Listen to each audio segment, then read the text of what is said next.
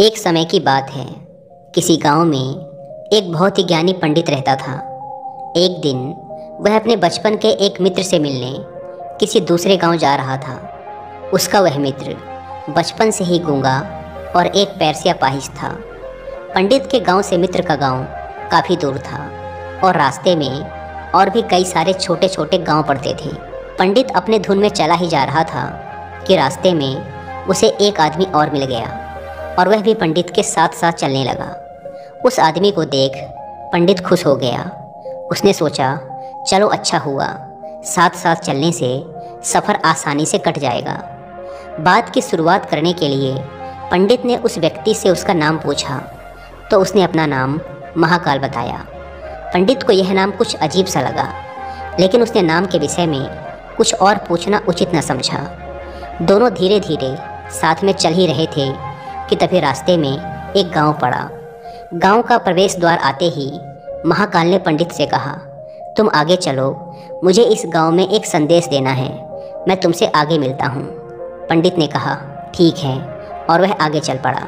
थोड़ी ही देर में उस गांव में एक खबर फैली कि एक व्यक्ति को भैंसे ने अपनी सींग में फंसाकर मार दिया है। जैसे ही भैंसे ने उस व्यक्ति को मारा, ठीक थोड़ी ही देर में महाकाल पंडित के पास वापस आ गया।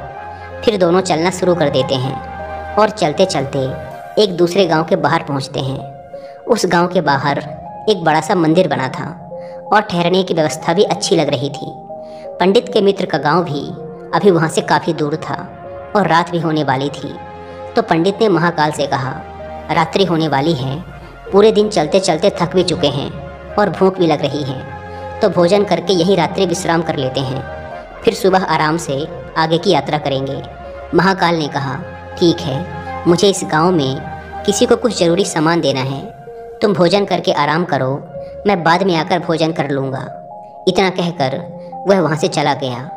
लेकिन उसके जाते ही कुछ ही देर में गांव में धुआं उठता दिखाई दिया और देखते ही देखते पूरे गांव में आग लग गई। पंडित ने आश्चर्य से सोचा कि यह महाकाल जहाँ भी जाता है वहाँ कोई न कोई अनहोनी जरूर हो जाती है, कुछ तो गड़बड़ है इस व्यक्ति में।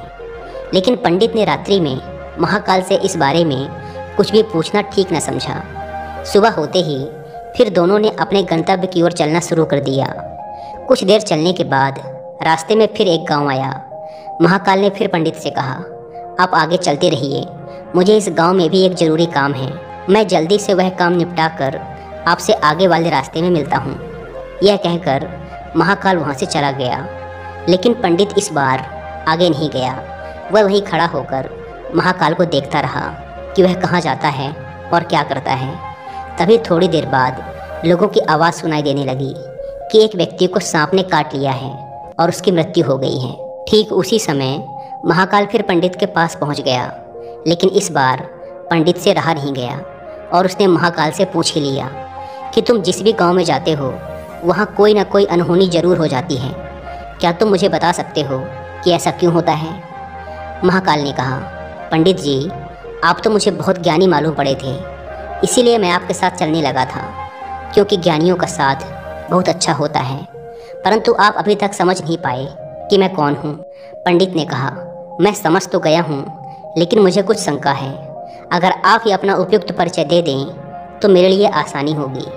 तब महाकाल ने जवाब दिया कि मैं यमदूत हूँ और यमराज की आज्ञा से उन लोगों के प्राण हरण करता हूँ जिनकी उम्र पूरी हो चुकी है। हालांकि पंडित को पहले से ही इस बात की आशंका थी, फिर भी महाकाल के मुंह से यह बात सुनकर वह घबरा गया। लेकिन फिर से हिम्मत करके पूछा, अगर ऐसी बात है और तुम सच में यमदूत हो तो बताओ कि अगली मृत्यु किसकी है? यमदूत ने जवाब दिया, अगली मृत्यु तुम्हारे उसी मित्र की है जिससे तुम मिलने जा रहे हो, और उसकी मृत्यु का कारण भी तुम ही बनोगे।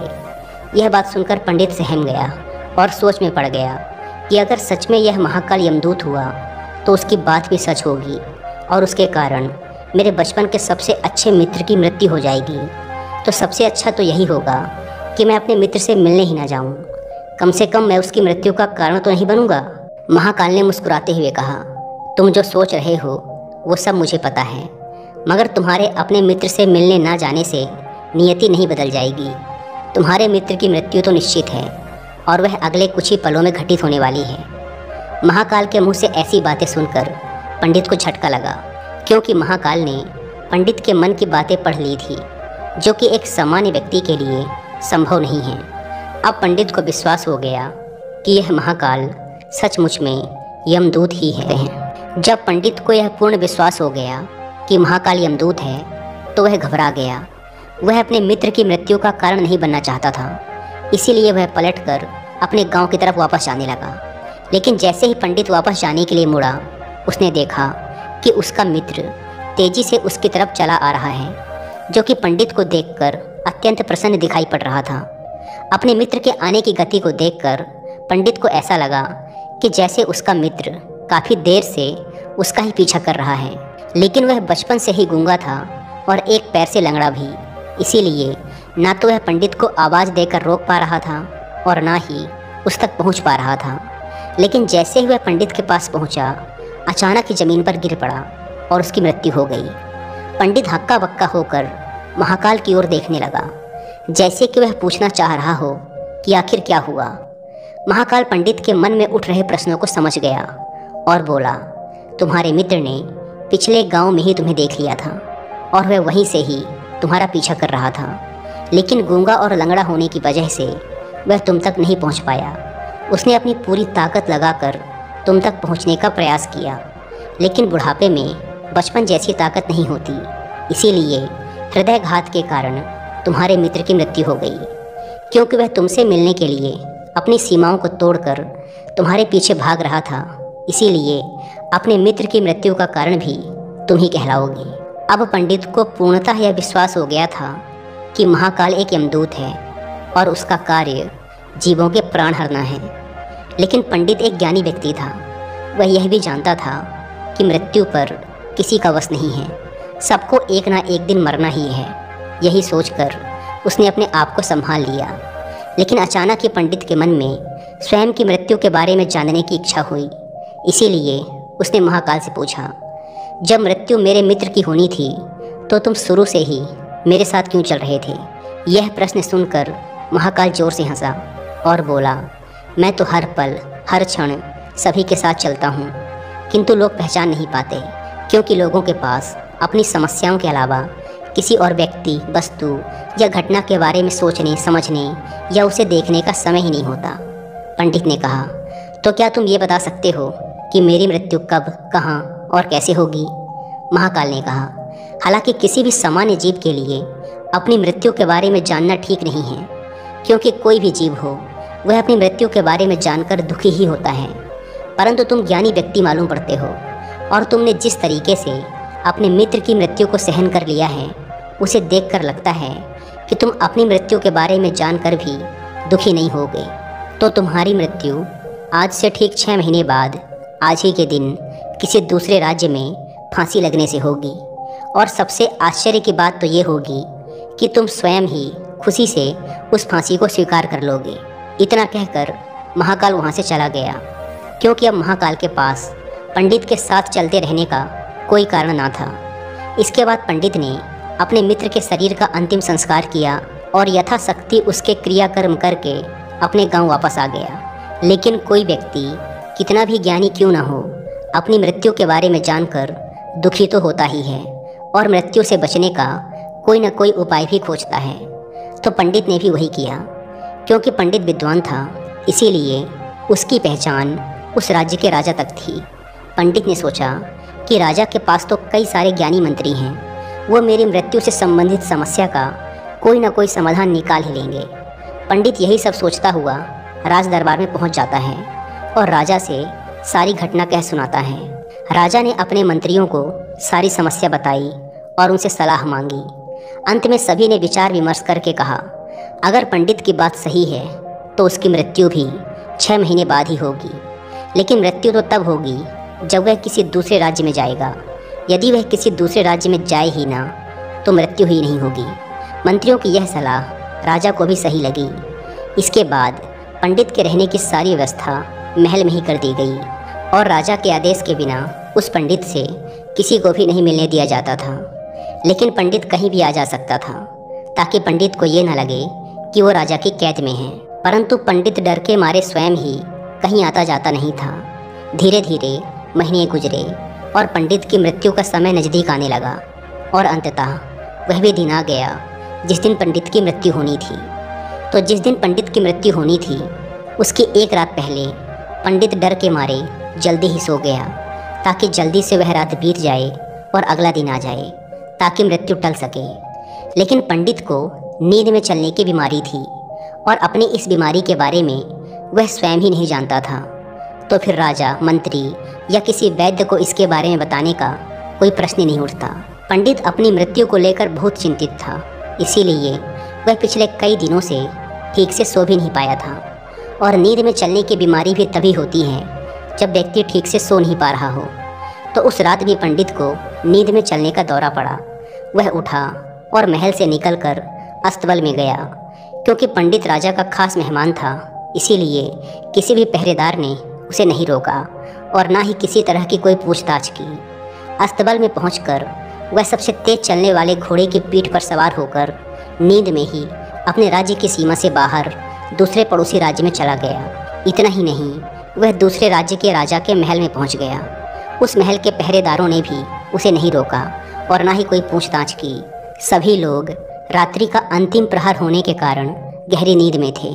वह पंडित सीधे राजा के शयन कक्ष में पहुंचा, जहां राजा और रानी सो रहे थे। वहीं पंडित भी जाकर सो गया। सुबह हुई तो राजा ने पंडित को रानी के बगल में सोया हुआ देखा तो वह बहुत क्रोधित हो गया। राजा ने पंडित को कैद करने का आदेश दे दिया। पंडित गिरफ्तार हो गया, लेकिन पंडित तो भौचक्का था। उसे तो कुछ समझ नहीं आ रहा था कि आखिर वह दूसरे राज्य में और राजा के शयन कक्ष तक कैसे पहुंचा। लेकिन वहां उसकी ये सब सुनने वाला कौन था। राजा ने पंडित को दरबार में पेश करने का आदेश दिया। थोड़ी देर बाद पंडित को दरबार में लाया गया। पंडित को देखते ही राजा इतना आग बबूला हो गया कि उसे फांसी पर चढ़ा देने का हुक्म सुना दिया।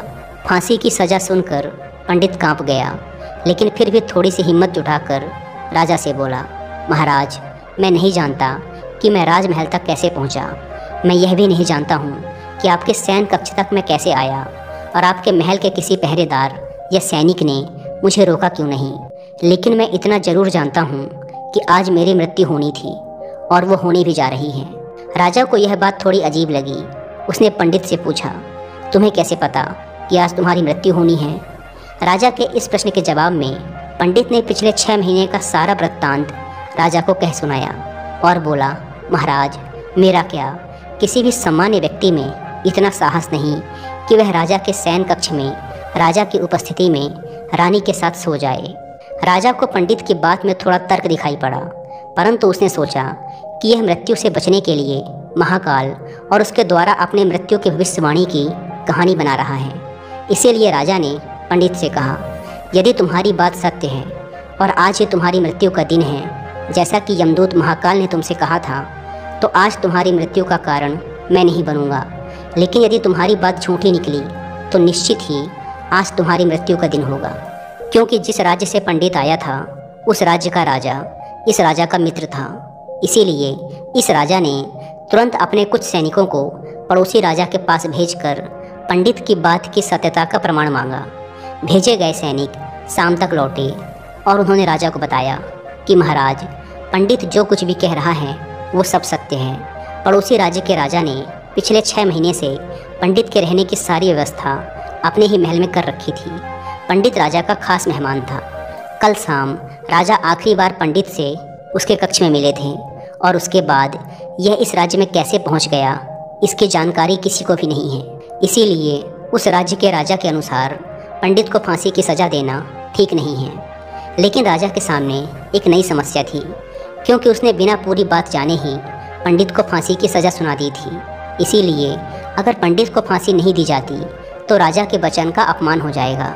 लेकिन अगर राजा की बात का मान रखा जाए तो बेवजह ही एक निर्दोष व्यक्ति की मौत हो जाएगी। राजा ने अपने सभी मंत्रियों से इस बारे में सुझाव मांगा तो मंत्रियों ने राजा को सुझाव दिया कि महाराज, पंडित को एक कच्चे सूत के धागे से फांसी लगवा दी जाए। इससे आपके कथन का भी मान रह जाएगा और कच्चे सूत के धागे से पंडित को फांसी भी नहीं लगेगी और उसके प्राण भी बच जाएंगे। राजा को मंत्रियों का यह सुझाव पसंद आया और उसने ऐसा ही करने का आदेश दे दिया। पंडित के लिए कच्चे सूत के धागे से फांसी का फंदा बनाया गया और नियम के अनुसार पंडित को फांसी पर चढ़ाया जाने लगा। सभी लोग बहुत खुश थे कि ना तो पंडित मरेगा और ना ही राजा का वचन खाली जाएगा। पंडित को भी पूर्ण विश्वास था कि सूत के धागे से तो उसकी मृत्यु हो ही नहीं सकती, इसीलिए वह भी खुशी खुशी फांसी पर चढ़ने के लिए तैयार हो गया। जैसा कि महाकाल ने भविष्यवाणी की थी कि तुम खुद ही अपनी फांसी को स्वीकार करोगे। लेकिन जैसे ही पंडित को फांसी दी गई, सूत का धागा तो टूट गया, लेकिन टूटने से पहले उसने अपना काम कर दिया था। पंडित के गले की एक नस सूत के धागे के झटके से कट चुकी थी और पंडित जमीन पर पड़ा तड़प रहा था। हर धड़कन के साथ उसके गले से खून की फुहार निकल रही थी और देखते ही देखते पंडित का शरीर पूरी तरह से शांत हो गया। सभी लोग आश्चर्यचकित थे और पंडित को मरता हुआ देख रहे थे। किसी को विश्वास नहीं हो रहा था कि कच्चे सूत के धागे से भी किसी इंसान की मृत्यु हो सकती है। लेकिन घटना तो घट चुकी थी। नियति ने अपना काम कर दिया था और महाकाल की भविष्यवाणी सच हो चुकी थी। श्रीमद् भगवद गीता में भगवान श्री कृष्ण ने कहा है, जो होना होता है वो होकर ही रहता है। हम चाहे कितनी ही सावधानी बरतें, कितना ही उपाय कर लें, लेकिन घटना और घटना की पूरी प्रणाली पहले से ही तय होती है, जिसे हम थोड़ा सा भी इधर उधर नहीं कर सकते। दोस्तों, शायद इसीलिए ईश्वर ने हमें भविष्य जानने की क्षमता नहीं दी है, ताकि हम अपने जीवन को ज़्यादा बेहतर तरीके से जी सकें। और यही बात उस पंडित पर भी लागू होती है। अगर पंडित ने महाकाल से अपनी मृत्यु के बारे में ना पूछा होता तो 6 महीने तक राजा के महल में कैद रहकर डर डर कर जीने की बजाय ज़्यादा बेहतर जीवन जीता। दोस्तों, मुझे उम्मीद है कि आपको यह कहानी पसंद आई होगी।